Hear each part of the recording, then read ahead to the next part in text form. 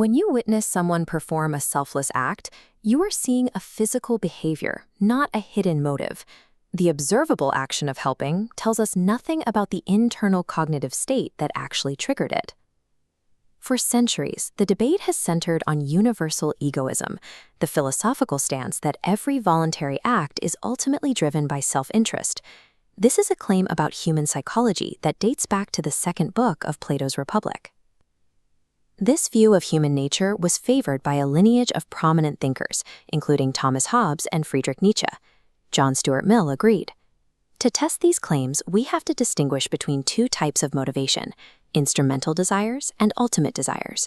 In practical reasoning, a core desire and a belief combine to produce an instrumental desire, a goal pursued to get something else you want. Psychological altruism is defined by its terminal node, an ultimate desire specifically for the well-being of another person. The egoist argues that this terminal node is always self-interested, perhaps to seek praise or avoid pain. Because these internal states are invisible, proving the existence of genuine altruism is a difficult empirical challenge. In the late 20th century, social psychologist C. Daniel Batson attempted to move this stalemate into the laboratory. Batson's work centered on the empathy-altruism hypothesis. He proposed that feeling empathy for a person in need reliably evokes an altruistic ultimate desire to help them. The egoistic counterargument is that empathy is merely a signal for self-interest. In this view, empathy triggers an instrumental desire to help only to reduce your own discomfort or to protect your social reputation. To settle the dispute, researchers used a 2x2 experimental matrix. This design allows scientists to isolate variables and compare how different theories predict behavior in specific scenarios. Because we cannot see an ultimate desire, Batson's strategy was to test every specific egoistic explanation one by one. If an experiment could create a situation where an egoistic motive was absent but helping behavior continued, the egoist model would fail. One major egoistic model is the social punishment hypothesis. It claims that people only help because they are afraid that others will judge them or punish them if they don't. In a study by Fultz and colleagues, participants were asked to read notes from Janet Arnold, a lonely student who felt isolated on campus. The experiment manipulated two variables: the level of empathy the participants felt for Janet, and whether the participants believed their decision to help or not help would remain a secret. Social punishment predicts high rates of helping only when the subject is observed. If secret, helping drops. But the empathy-altruism hypothesis identifies a divergent cell in the bottom right. If altruism is real, high empathy pauses helping even with zero chance of social judgment. To test this, researchers used sealed envelopes and anonymous forms to ensure that neither the experimenter nor the person being helped would ever know what the participant decided. The results matched the altruist model. Participants who felt high empathy offered significant help even under total secrecy. The data suggests that avoiding social punishment was not the ultimate desire. Even without an audience, the empathic response was enough to drive the behavior. The egoist then turns to a more personal motive, the aversive arousal reduction hypothesis. This argues that witnessing distress is physically unpleasant, and helping is just a way to stop your own internal discomfort.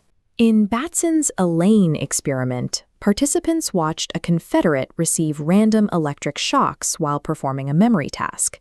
The participants were given an opportunity to help Elaine by taking the shocks in her place. The variable was ease of escape. Some had to stay and watch, while others were free to leave. Egoists predict leaving the room stops your pain, resulting in low helping if escape is easy. The altruist model predicts a divergence. High empathy drives people to stay and help. The results? 91% of high empathy participants chose to take the shocks instead of leaving. If the observer's ultimate desire was to stop their own unpleasant feelings, they would have walked out. Instead, they chose a physically painful action to help someone else. The egoist has one final retreat: the idea that physical escape does not guarantee psychological escape. They argue that empathic people help only because they believe the memory of the victim's suffering will continue to bother them after they leave. Researchers like Eric Stocks ran new experiments to control for this. manipulating whether participants believed they would continue to think about the victim later. Even when subjects were convinced that psychological escape would be easy, high empathy still resulted in high levels of helping. Through these trials, researchers systematically eliminated the most prominent egoistic explanations for empathy-induced helping. After testing these egoistic models and finding them insufficient, Batson argued that the empathy-altruism hypothesis was the only remaining explanation for the data. However, evolutionary anthropologists have raised a significant, untested variable, the belief in a supernatural monitor.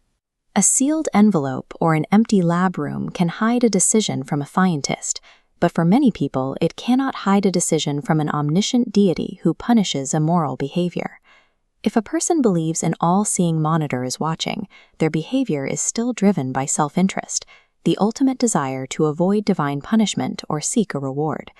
This egoistic model predicts the exact same behavioral patterns we saw in Batson's altruism experiments. Because Batson's experiments were not designed to control for the belief in supernatural surveillance, we cannot yet say if the egoistic motive has been truly removed. This highlights a larger problem.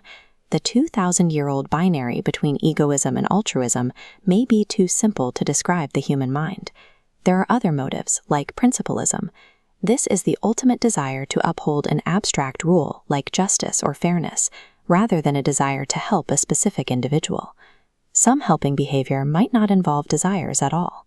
Habitual or Pavlovian systems can trigger automatic helping actions based on evolutionary success or previous rewards, bypassing conscious goals entirely.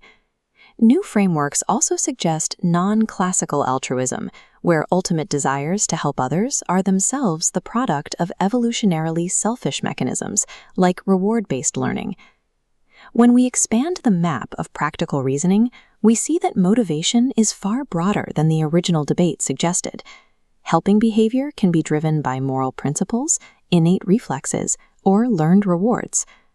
While experimental psychology has successfully challenged the simplest versions of universal egoism, it has also revealed that human motivation is the result of many overlapping systems.